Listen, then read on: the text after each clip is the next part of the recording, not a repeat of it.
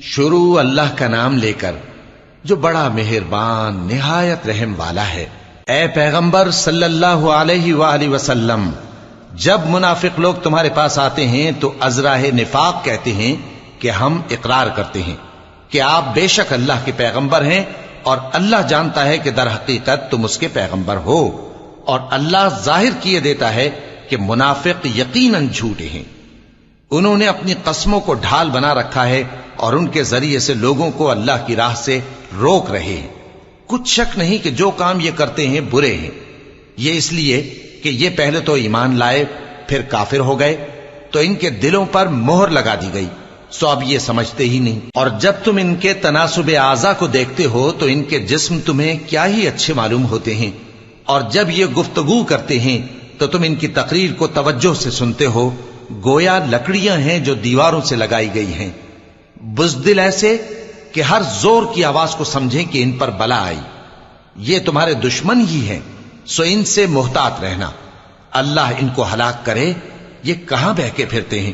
اور جب ان سے کہا جائے کہ آؤ رسول اللہ صلی اللہ علیہ وآلہ وسلم تمہارے لیے مغفرت مانگیں،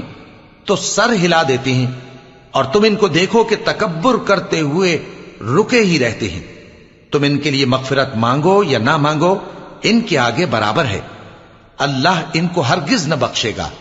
بے شک اللہ نافرمان لوگوں کو ہدایت نہیں دیا کرتا۔ یہی ہیں جو کہتے ہیں کہ جو لوگ رسول اللہ صلی اللہ علیہ وآلہ وسلم کے پاس ہیں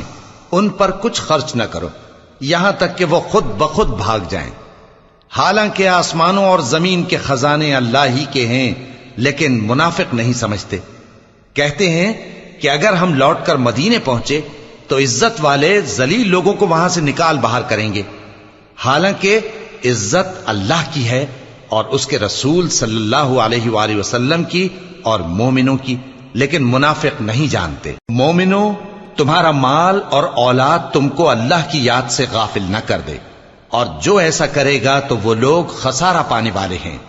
اور جو مال ہم نے تم کو دیا ہے اس میں سے اس وقت سے پیشتر خرچ کر لو کہ تم میں سے کسی کی موت آ جائے تو اس وقت کہنے لگے کہ اے میرے پروردگار، تو نے مجھے تھوڑی سی اور مہلت کیوں نہ دی تاکہ میں خیرات کر لیتا اور نیک لوگوں میں داخل ہو جاتا۔ اور جب کسی کی موت آ جاتی ہے تو اللہ اس کو ہرگز مہلت نہیں دیتا، اور جو کچھ تم کرتے ہو اللہ اس سے خبردار ہے۔